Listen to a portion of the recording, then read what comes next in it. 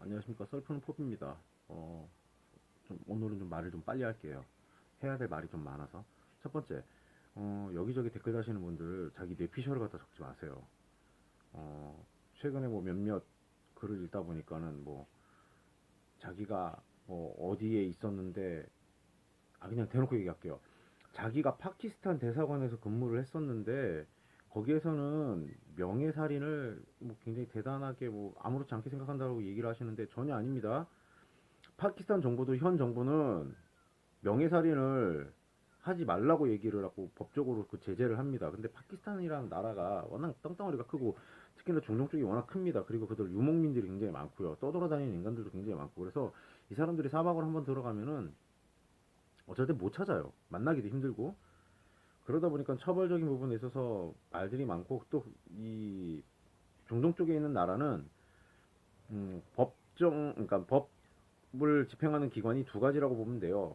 종교적인 관점에서 보는 법 집행 기관이 하나 있고 정부에서 관리하고 있는 그러니까 정부 관련 법 그 행정 처분하는 곳이 따로 있어요. 간단하게 얘기해서 뭐 우리나라 법원이 있고 걔네들은 법원 말고 또 별도로 그 율법에 따른 어떤 처벌을 하는 그런 그 어떻게 보면은 반 공, 뭐라고 얘기를 해야 돼? 하여간에 법을 집행하는 기관이 두 가지가 있어요. 그 두 기관이 서로 대립하는 내용들이 굉장히 많습니다. 하지만은 그건 뭐 영원히 풀 수 없는 문제죠. 그들이 정치적인 문제도 정치적인 문제지만 종교적인 문제도 굉장히 크니까요. 다른 나라의 종교에 대해서 함부로 얘기하는 것도 그것도 어떻게 보면 굉장히 그 나라에 대한 신뢰입니다. 무슬림에 대해서 잘못 알고 계시는 분들이 굉장히 많아요. 무슬림이라고 해서 저희 때 제가 어렸을 때까지만 해도 중학생, 고등학생 인터넷이라는 게 저변화가 되지 않았고 저도 이제 무슬림을 만나기 전까지만 해도 무슬림 있는 애들은 막 다 테러하고 막 자살 폭탄하고 막 다 이러는 줄 알았어요. 전혀 아니에요. 무슬림에 대해서 정확하게 알고 나면은 그들이 왜 그런 율법을 가지고 있고 그들의 율법에 왜 그러한 것들이 존재를 하는지를 알게 되면 그들의 종교를 이해할 수가 있습니다. 또 한 가지, 여러분, 대한민국 여자들은 굉장히 착한 편입니다. 내가 이렇게 얘기하면 좀 뭐라고 어떻게 생각할지 모르지만 중동 쪽 여자들은 여러분들이 생각하는 여자들하고 틀립니다. 그 친구들은 마인드 자체가 틀려요. 하나 더 얘기를 하자면, 우리가 이제 그 유튜브에 가끔가다 얘기를 하는 명예살인 사건에 대해서 이제 얘기를 하나 하자면, 그게 이슈화가 된 거는 그게 흔하게 벌어지는 일이기 때문에 이슈화가 된 게 아니에요. 그 나라에서도 그게 찬반에 대한 여론이 굉장히 뜨겁기 때문에 이슈화가 됐고 이슈화가 됐기 때문에 우리가 보는 겁니다. 간단하게 말해서 그게 자연스럽게 당연하다는 듯이 벌어지는 일이고 자행되는 일이라면 그 나라에서조차도 이슈화가 되지 않았겠죠. 근데 이슈화가 된 거는 그 나라에서도 흔히 볼 수 없는 일이기 때문에 이슈화가 된 거예요. 그렇기 때문에 우리가 알고 있고 우리가 인터넷이나 방송 매체를 통해서 접한 겁니다. 그런 걸 가지고서는 모든 무슬림이나 저 중동 쪽 사람들이 다 그런 것처럼 이야기를 하는 사람들은 뇌가 없는 거죠. 생각이 없는 거고. 그건 남자 여자를 떠나서 남자들도 막 뭐 자기가 뭐 어쩌고 저쩌고 하는데 정말 가서 살아와 보고 그 사람들하고 정말 대화를 나눠 보십시오. 그러고 나서 그렇게 얘기하세요. 그런 뇌피셜 굉장히 함부로 하는 거 위험합니다. 뭐 대한민국 사람들이 그렇게 멍청한 사람들은 아니기 때문에 그거 보고서는 다 맹목적으로 믿지는 않겠죠. 간혹가다 믿는 사람들도 있지만. 그리고 또 하나 제시카님 방송을 유튜브를 봤는데 조선시대 때는 뭐 뿌리 깊게 박혀 있는 사상이라고 얘기를 하면서 출가 외인이 돌아오는 거를 굉장히 불명예스럽게 여겼다고 하는데 아닙니다. 우리 우리나라 조선시대에 그런 거 없었습니다. 오히려 부부 유친이라고 해가지고서는 삼강오륜 내용 보면은 부부간에도 지켜야 될 예의가 있었고 그 예의를 어기거나 도를 지나치게 되면 문중 어른들한테 혼나고 심지어 쫓겨납니다.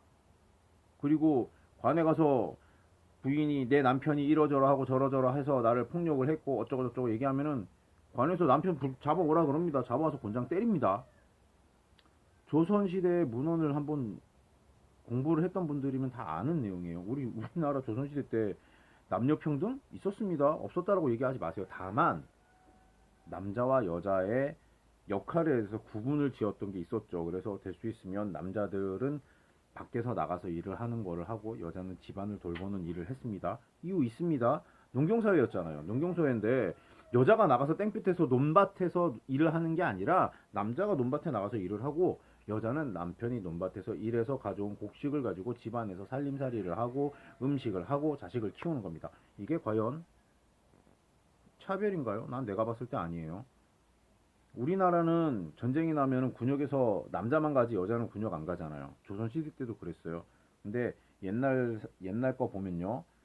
음, 전쟁에도 여자가 동원됩니다. 그리고 우리나라 역사에서도 유래를 찾아볼 수 없다라고 얘기하는 게 뭐냐면 행주산성이죠.